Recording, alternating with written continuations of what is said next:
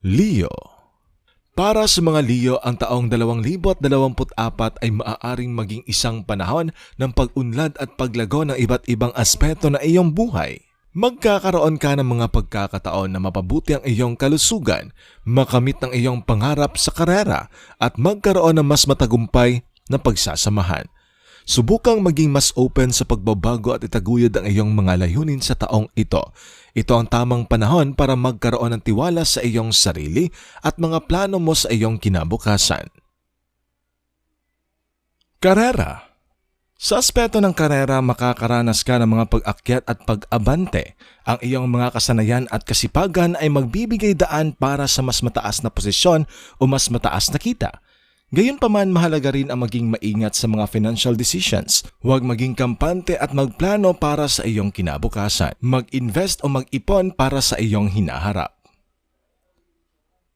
Pag-ibig. Pagdating naman sa iyong buhay pag-ibig, ang taong 2024 ay nagdadala ng posibilidad na makakahanap ka ng totoong pagmamahalan. Ito ay isang panahon para mag-open sa mga relasyon at magbigay ng oras para sa mga tao sa iyong buhay. Maglaan ng oras para sa iyong kaibigan at kapamilya. Subukang maging bukas sa pag-ibig at tiwala sa iyong partner.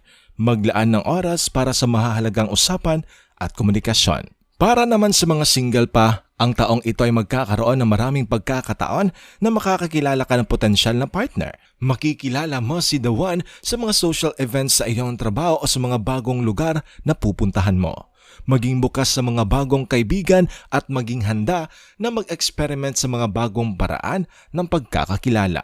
Habang may pagkakataon ka, mahalaga rin na mag-ingat sa pagpili ng iyong potensyal na partner. Siguraduhin sila ay nagpapahalaga sa iyo at nagbibigay respeto. Huwag magmadali sa pagtanggap ng commitment at siguraduhin sila ang tamang tao para sa iyo. Kalusugan.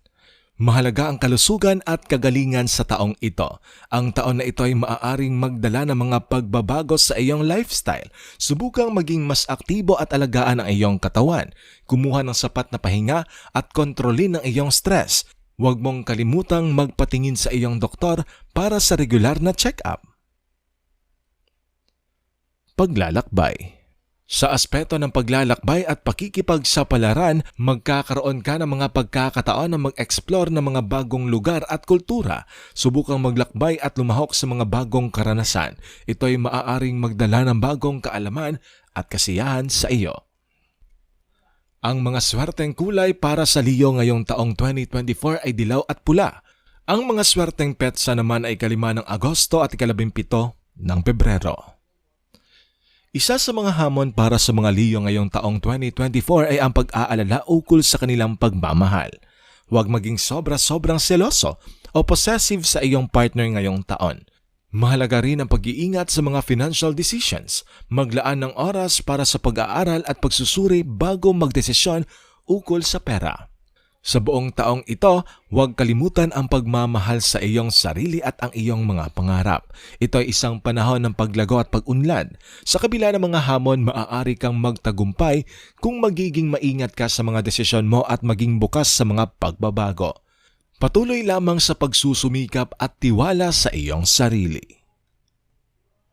Bago tayo magpatuloy sa ating 2024 horoscope, huwag niyo pong kalimutang i-follow ang aming official Facebook page at YouTube channel. Bigyan ng like ang videong ito at ibahagi ito sa inyong mga kapamilya at kaibigan. Napakalaking tulong po nito para sa amin upang maipagpatuloy ang paggawa ng mga makabuluhang video.